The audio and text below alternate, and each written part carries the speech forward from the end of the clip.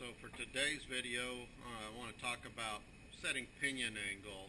I put that Ford 9-inch rear end in the car a couple weeks ago, and I thought I'd show you what I consider whenever I'm setting pinion angle. It's all reference based on the engine. So in this particular case, this engine is setting at about 3 or 4 degrees down in the back with the car in the particular position it's in at the moment. And we'll talk about that more in just a second. And right now I've got the car up on some cribbing so that I can crawl underneath it easier. Now this car is a leaf spring slapper bar car, so I do have it with a bunch of separation right now. And I got the slapper bars up against it, although they are not pointed as far up as they would normally be in a racing situation. If you've watched the videos of this car, you've seen it has a lot of separation, and the traction bars end up pointing pretty far up going down the track. I'll set this camera down and then slide underneath the car and finish talking about pinion angle here.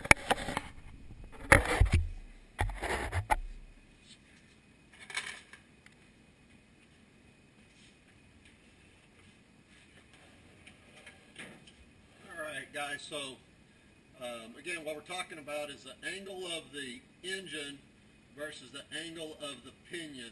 Alright, you want them to be pretty parallel when you're under power. Now in this particular case right now, the pinion is pointed about 1 degree or so uphill, but again the traction bars would normally be pointed higher up when it's actually under power at the racetrack. And this dry shaft is pointed, it's about a couple degrees pointed down towards the rear axle at the moment. So again, the whole idea is to get it just parallel so you're under power, so you have the least amount of wasted power at your U-joint, and you got the most life out of your U-joint.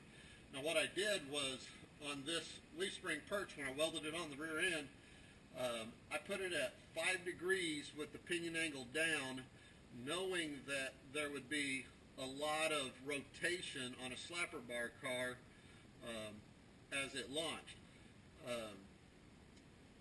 Now 5 degrees is kind of the middle of the road. If I was to ever put cow tracks on this car, I wouldn't have quite as much rotation, and so I could put a 2-degree wedge in between the leaf spring and the spring perch here and take out some of that angle. And that'd be right for a cow track. Or if I wanted to put a little more pinion angle now, I could turn the wedge around and tilt the rear end a little farther down in the front. Some people think it helps traction. I'm not 100% sure of that, but I do think that there's a lot to the U-joint life and the amount of wasted power. So anyways, that's my basic thought process on setting pinion angles on cars. You look at where the engine's at, and you try to parallel the angle of the rear end when it's under power. Alright, that's going to be it for today, guys.